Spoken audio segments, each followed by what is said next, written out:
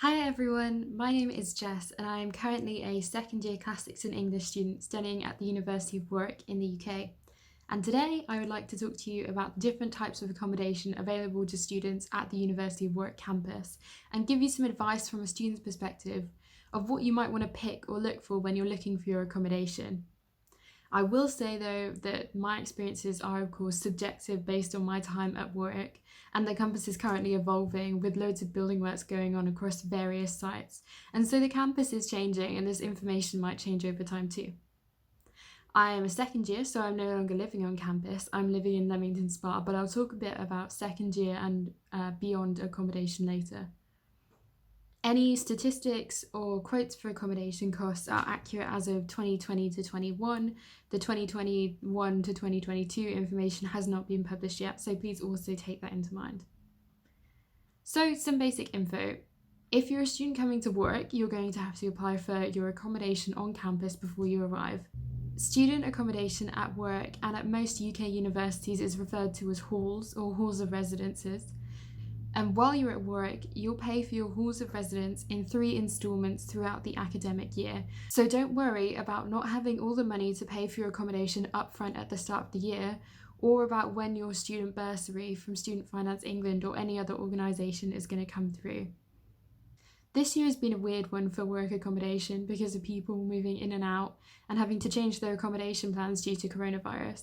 But Warwick is trying to support students. For example, this year there has been a suspension of rent for many of the students who aren't on campus at this time, so that they're not paying for accommodation they're not currently living in.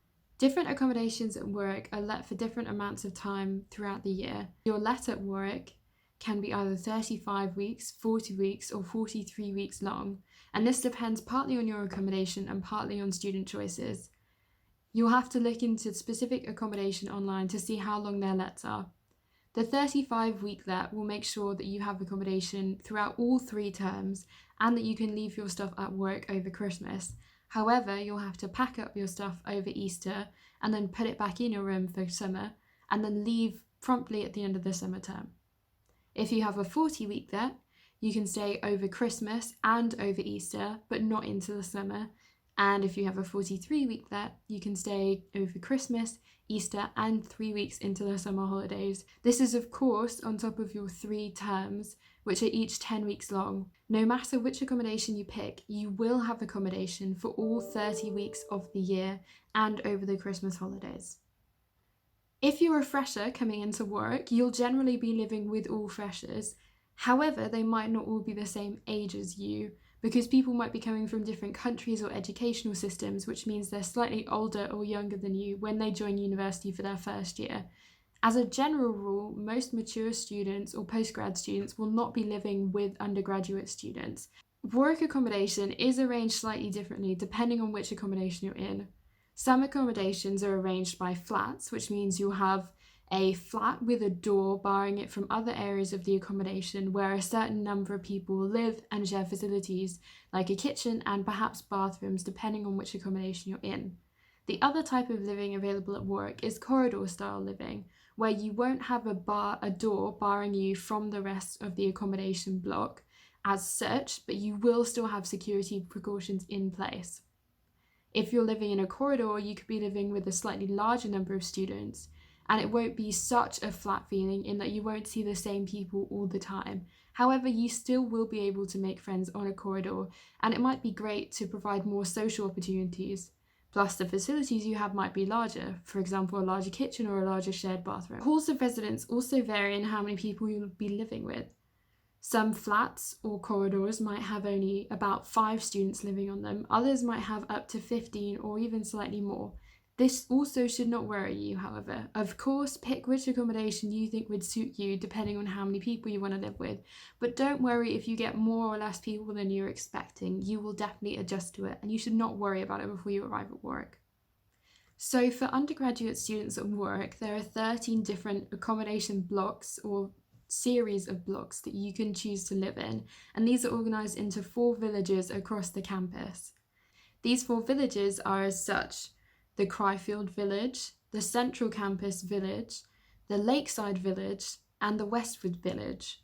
These may all seem like random words to you now, but it's an organisational system that works to divide campus into different sections, and no matter which section or village of the campus you're living in, you'll have opportunities to meet and interact with students across the rest of the campus. So don't let this worry you either. When I was in my first year at Warwick, I lived in Tussle, so this is the accommodation that I know the most about. However, today I will be aiming to provide you with information about all the different accommodations in varying levels of detail to give you an overview of what they're like and let you know some things that might not be obvious just from looking at them online, as you may have to do in these circumstances.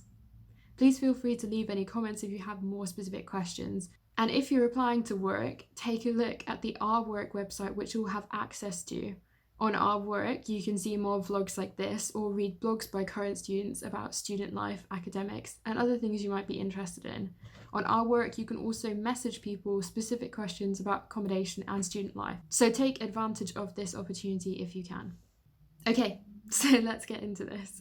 What are each of the villages composed of? Well, they're each composed of several or maybe just one block of accommodation, and they're spread out across the campus. I'm going to go through them village by village and give you some information about the type of accommodation available there and what the general vibe or environment is like in that village. But remember, these villages are all open spaces on campus. Just because you live in one village doesn't mean you can't visit someone in another one. So let's start with the Cryfield village. The Cryfield village is located slightly out of the centre of campus, but not far away from anything.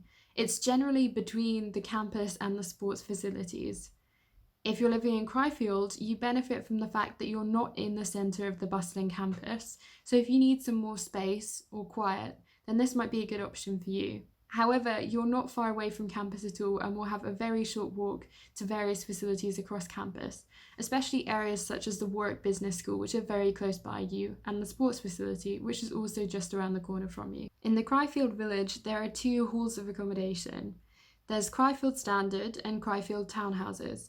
Cryfield Standard accommodation has bathrooms shared between an average of 6 students and has a self-catered kitchen shared between an average of 12 students. The let length at Cryfield Standard is 40 weeks and the approximate cost per week is £96.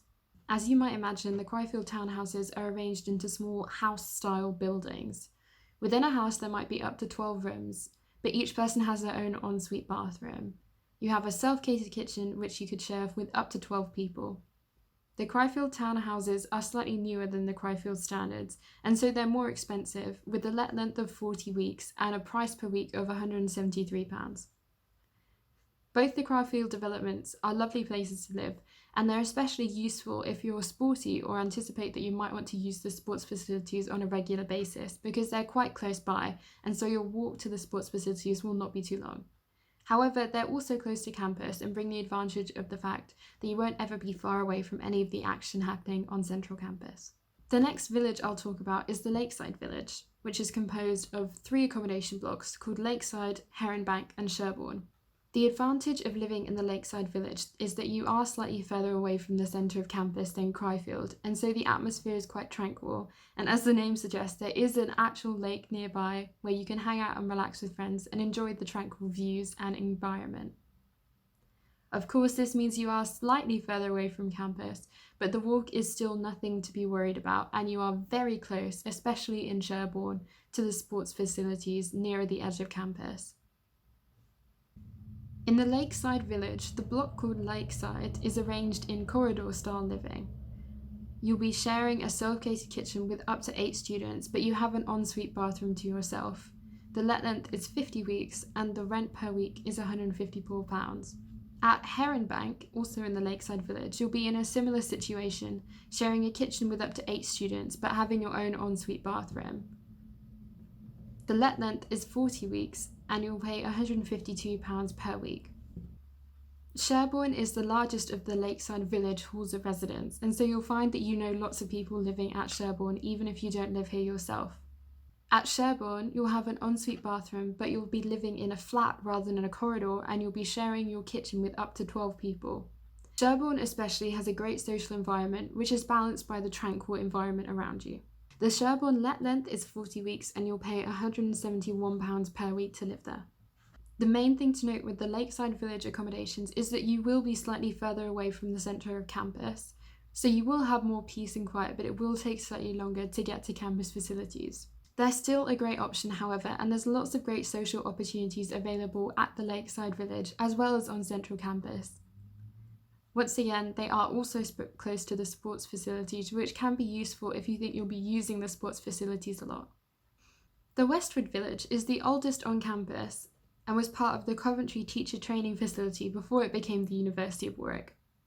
As such, the rooms in Westfield are actually quite large, and many come with a double bed, not available in all the accommodations at Warwick. Rooms at Westwood also have a wash basin in each room, but you'll be sharing your bathroom with up to 6 other students. At Westwood, like all the other accommodations at Warwick, you're self-catered, and you could be sharing your kitchen with up to 17 people in corridor-style living. The let length at Westwood is 40 weeks, and it's £108 per week to live there. The advantage of living at Westwood is that you'll be very close to Cannon Park, the shopping centre just outside the campus. This means that you'll have easy access to food shopping as well as the other shops available at Cannon Park, such as Wilko, which can be very convenient. You're also nearer to where some of the second year students live when they move off campus in areas like Earlston and Canley surrounding the university. The environment at Westwood is quite tranquil. Students do come to Westwood for lessons, particularly if they study drama. So if you think you're going to study drama or that you'll get involved with drama outside of your lessons, then this might be a convenient place to live. You're also close to the creative writing facilities at the top of campus and some of the science labs. So if you're studying science or creative writing, this could also be a good option for you. Westwood is great if you want to take a step back out of campus, but nonetheless be close enough to join in with everything happening on the centre of campus and have easy access to all the shops around campus. The Central Campus Village is the village of accommodation at Warwick that has the most different accommodation blocks and different types of accommodation. In the Central Campus Village, the accommodation blocks are called Arthur Vic, Jack Martin, Claycroft, Roots, Tussle and Whitefield. So as you can hear, there's a lot of accommodation blocks available to you. If you're living on Central Campus, you should expect your accommodation to be a bit busier, with lots of people coming in and out at the different times of day.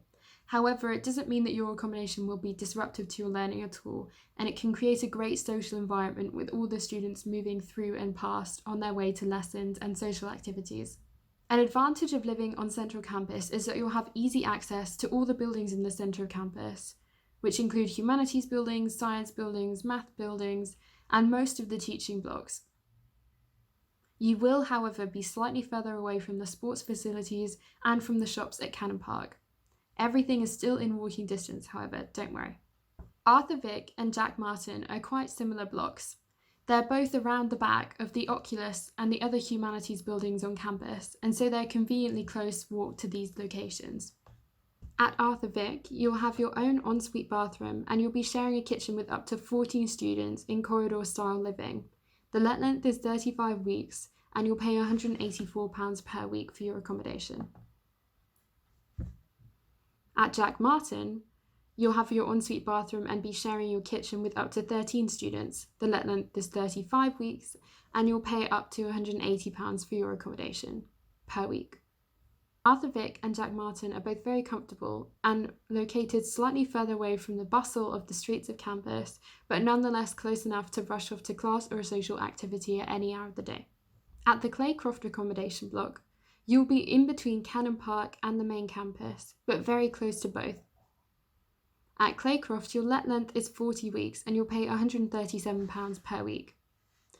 You'll have a bathroom between 2 students, so it's not en suite, but you will be sharing it with many less students than you will in other accommodations. And you'll have a kitchen with up to 8 people using it.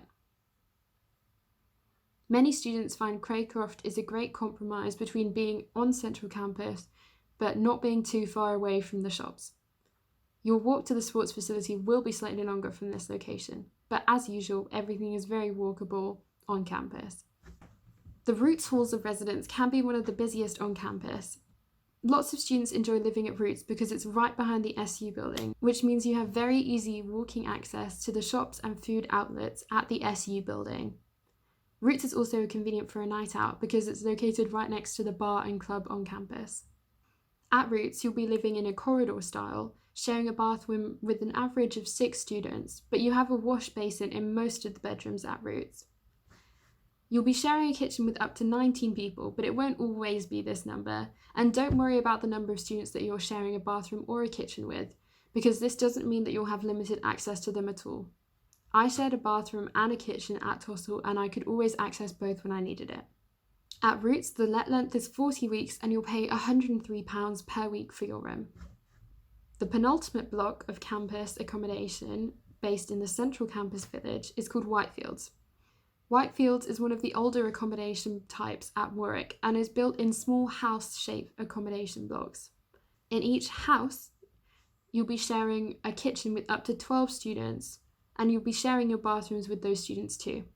As Whitefields is older, the rent is quite low at £77 per week, and your let length is 40 weeks per year. Whitefields is also right behind the Oculus, SU building and Roots building on campus, which means it's very easy to access the academic buildings in that area as well as the social ones at the SU. Whitefields might be a bit busier because of this, but you have the advantage of being close to facilities whenever you need them. Finally, we come to my first year accommodation block, which is called Tussle. At Tussle, the let length is 43 weeks and the cost is £114 per week to live there. In Tussle, you'll be sharing a bathroom with an average of 4 students, and you'll have a self-catered kitchen with up to 12 students using it. The flat sizes do vary, however, and can be between 6 and 12 students living there. To me, Tussle was the perfect accommodation. It was right next to the Humanities building and Oculus, where I had most of my teaching as a Classics and English student, and it also was in very quick walking distance of the SU, Roots building, and other central buildings on the campus, such as the library. I didn't use the sports facilities so much, so it didn't matter that I was slightly further away from them than if I'd been living in Lakeside Village or Cryfield Village. Nonetheless, of course, the walking distance is not much.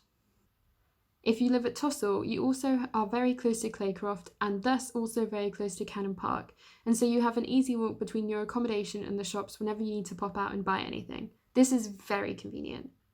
Tussle's slightly older and you do share bathrooms, but I did not find this an issue at all.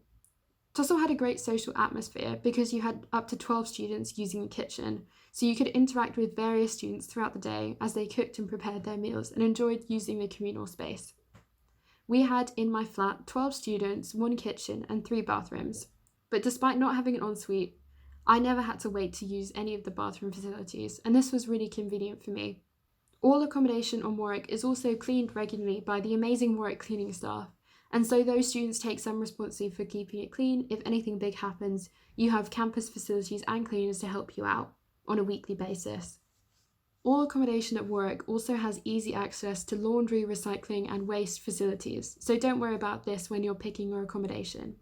Overall, my top tip would be to take a good look at all the different accommodation pages on the Warwick University Accommodation website and narrow down your choices based on how many people you want to live with and whether it matters to you if you have an ensuite bathroom or not. Personally, I wanted a slightly larger flat with a bigger social environment on central campus, and I didn't care about having an ensuite bathroom, so Tussle worked perfectly for me. But there were also lots of other accommodations which would have worked for me just the same. I was just lucky to fit in so well at Tussle. In your second and third year, just so you know, most people move off campus unless they have specific access or medical needs which require them to stay on campus for more time. Most people live in other areas around the campus, such as the city of Leamington Spa, which is very popular with students for having lots of shops and social events going on, and other small villages, towns and suburbs around the university campus, such as Canley, Earlsdon and Kenilworth, which are slightly closer to the campus but have slightly less going on, so you can pick accommodation beyond your first year based on what you want. There are loads of student landlords in the area, so don't worry, you'll never find yourself without anywhere to live. I hope this video has been a helpful summary of the different types of accommodation at Warwick and how they work. I'm afraid I couldn't provide loads of detailed information on all the accommodation blocks, or we would be here all day. However, if you have specific questions, please do leave them in the comments and I will get back to you as soon as I can. Picking accommodation should not be stressful and should just be an experience in finding out what works for you and what doesn't. Before you arrive at Warwick and get assigned your accommodation, you'll probably also complete a survey about what kind of accommodation you would prefer to live in. For example, if you want to be with quiet people specifically, or if you want to be in a hall of one gender or the other. Not all of this can be guaranteed, but Warwick will try their best to match you with an environment that will be suitable for you. And you can change rooms once you arrive at Warwick if there's a problem and if you find someone else who's willing to swap with you. I hope this video has been helpful, and once again, please leave any comments below or use the Our Warwick website to get in contact with me and other students who are vlogging and blogging about Warwick life. Best of luck, and hope to see you here next year.